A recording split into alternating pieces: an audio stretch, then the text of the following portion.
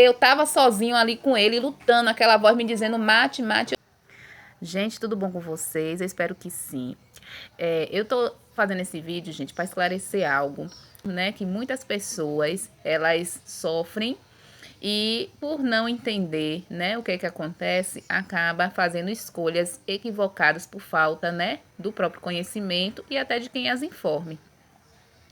Gente, nós nascemos de uma linhagem adâmica, né, pecaminosa. Então, dentro de nós já existe um conflito, né, entre coisas boas e coisas ruins, e nós somos tendenciosos a escolher as coisas ruins. O que é inclinação, né, para o pecado?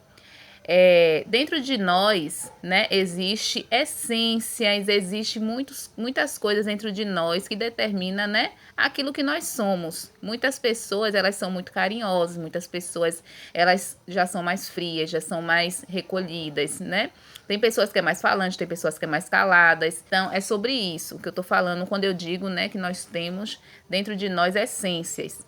Uma ilustração uma vez, né, que explica um pouquinho, né, melhor do que seria essa inclinação pecaminosa que nós, né, já nascemos. Por exemplo, uma criança pequena, você fala assim, olha, tem uma tomada, aí a criança, isso aí, gente, é certo, a criança aí na tomada para querer botar o dedo. Então, você ensina a criança que não pode. Você ensinou ela que não pode, pronto, ela vai querer fazer. Ela dá um perdido na mãe, e ali faz exatamente o que a mãe falou para não fazer. O que é isso? Desobediência. Quem ensinou essa criança a ser desobediente? Ninguém. É a tendência pecaminosa que já nasceu com ela, né? Essa condição, né, caída que a gente tem, adâmica. Então, gente, por que eu tô fazendo esse vídeo para explicar isso para vocês? Porque tem gente que, menino, né, que nasce com um excesso de uma feminilidade, por conta de alguma má distribuição do hormônio que ele deveria ter no corpo dele. Gente, por que essas coisas acontecem? Porque nós somos imperfeitos, gente. A gente só vai ser aperfeiçoado naquele grande dia, quando Deus transformar o nosso corpo corruptível em um corpo incorruptível. Mas não é por isso que aquele menino ele nasce a ser feminino, a ser gay. Não é. Isso é escolha. Se ele escolher ser daquela forma, ele vai ser. Porque a escolha dele não é porque Deus criou ele para poder ele ser daquele jeito. E outra coisa que contribui muito, o meio, né? Esse menino ele vai encontrar muitas batalhas pela vida, principalmente se ele nascer em um berço evangélico, porque tem pessoas que não sabem lidar, né, com essa característica dessa criança. Então, muitos lá dentro, porque assim, a gente, filho de crente não é crente não, viu? O filho do crente, ele tem que ser educado para ele respeitar todas as pessoas. Então, alerta para pais e para mães. Fiquem de olho nos seus filhos, porque essas crianças que já nascem com essa predisposição, elas já sofrem muito preconceito, principalmente no colégio. No meio evangélico piorou, porque as pessoas fazem vista grossa, não sabem lidar com isso, não aconselham esses meninos. Então esses meninos eles ficam perdidos e ali eles vão achar pessoas que vão dizer para eles que eles são assim porque eles nasceram num corpo errado, que é o que está acontecendo. Então mães e pais, fiquem de olho para os seus filhinhos não ficar chamando os meninos, né, de nomes estereotizando aquele menino e lançando até maldição com palavra e colocando até a dúvida na cabeça desses meninos. Porque tem, viu, gente? Tem filho de crente que comete bullying. Ensine pro seu filho crente. Deixa eu falar logo assim, que é errado, viu? Que ele não pode ficar julgando as pessoas pela aparência. E uma predisposição, gente, que é visível, né? Porque o pecado visível, ele é mais facilmente apontado, né? Mas todo mundo tem uma inclinação para fofoca, para mentira, né? Para pegar no que é dos outros, né? Quantas crianças, elas não pegam as coisas escondidas do pai e da mãe, a mãe fala que não pode pegar, ele vai lá e pega. É uma predisposição para quê, né? Então, é um pecado que, se você pode esconder, você esconde. Mas imagine esses meninos que nascem com esse trejeito. Falo das meninas também, que às vezes são um pouco masculinas. Desproporção, né, hormonal que ela nasceu, né? Eu tenho uma amiga mesmo que ela tem família, tem filho, tem tudo.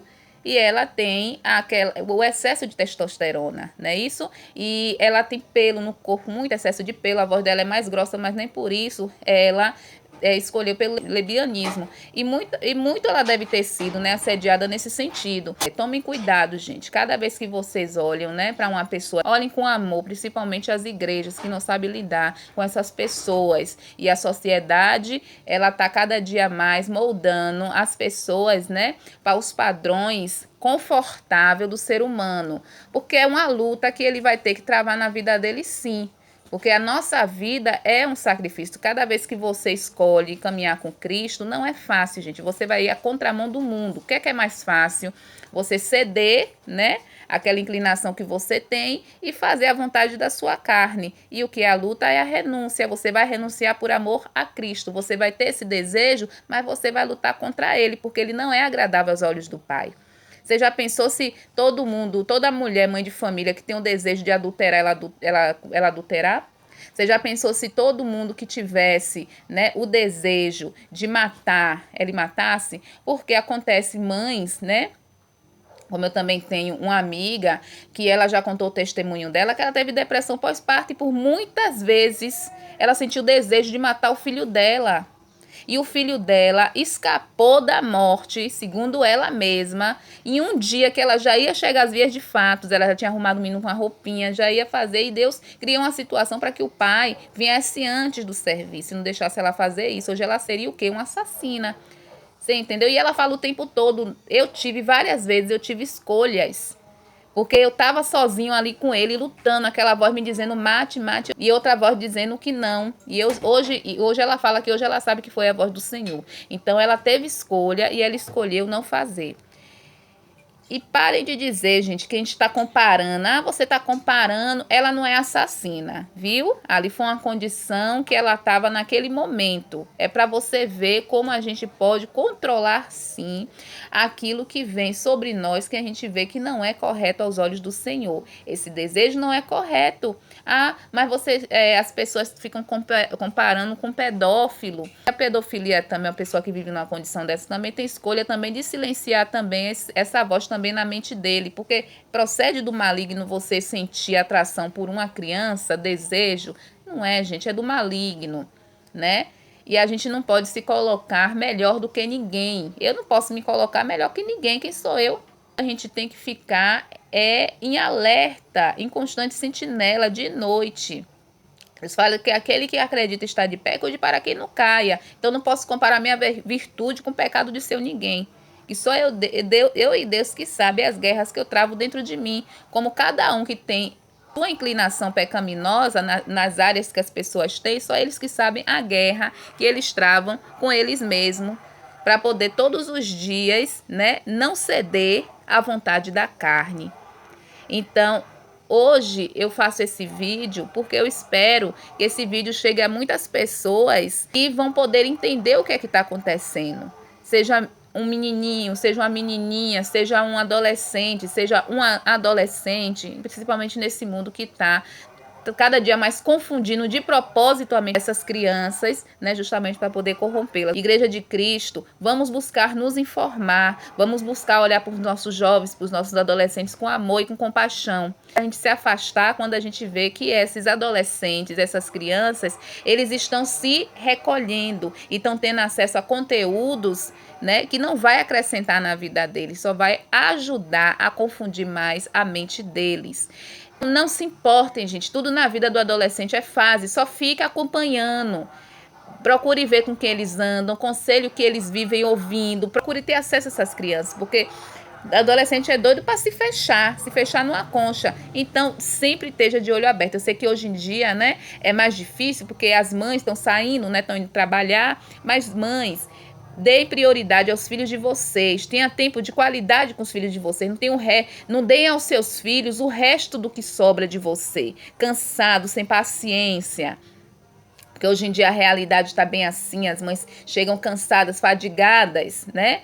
Do serviço, do trabalho, ainda tem coisa em casa para poder fazer. E aquele resto de tempo que sobra, quer dar para o filho. Às vezes nem dá, né? E aí quando vai passar a enxergar o filho, já é tarde demais. Aquela criança, ou ela já não tem mais essa intimidade, nem essa segurança de se abrir com ela, ou ela afastou essa criança com comportamento fechado também, muitas vezes, também dela. Porque às vezes chega tão cansado do trabalho que nem olha para esse filho, nem repara como é que ele tá. Eu sei que hoje em dia a gente quer dar conforto, a gente quer dar tudo pro filho que a gente não teve, porque sempre é isso. Mas será que é isso mesmo, gente? Porque eu conheci mães que já me disse isso, mas hoje eu já tenho até dúvida. Porque tem pessoas que se comportam como se que realmente o trabalho fosse um refúgio. Um refúgio de quê? De casa. Como se no trabalho fosse um descanso e dentro de casa só estresse, porque ela condicionou a mente dela dessa forma. Então ela colocou o lar dela nessa condição. Isso é muito triste. E ainda há tempo, viu? Meus irmãos, minhas irmãs, de acordar. Porque o diabo, ele não tá brincando. Tô falando isso, gente, diante de um testemunho de um rapaz que eu tô assistindo aqui, que eu nem sabia que esse rapaz era evangélico. E eu tô vendo os vídeos dele bem dos inícios, né? Que é muito engraçado por sinal. Ele era um menino muito alegre, muito feliz. Hoje não, ele não é mais assim. E foi um menino que ele sofreu. Ele sofreu pela condição dele. Ele nasceu no berço evangélico, na Assembleia de Deus. E pela condição dele, ele sofreu muito, tanto fora quanto dentro da igreja. Então, onde é que ele achou refúgio? Na mentira do diabo, porque aquele que tinha a verdade não soube lidar com esse rapaz. E hoje ele assumiu, né, o homossexualismo. Esse menino é tão triste, gente, tão triste. Eu lembro quando eu comecei a assistir, né, um conteúdo dele, porque é um conteúdo que eu gosto de assistir, eu senti ele muito triste. E eu tive a oportunidade, eu tenho o Instagram dele, de conversar com ele no Instagram e falar com ele, né, que qualquer coisa que ele quisesse conversar e tal, porque eu senti tristeza nesse rapaz. Eu acompanhei ele há mais de um ano.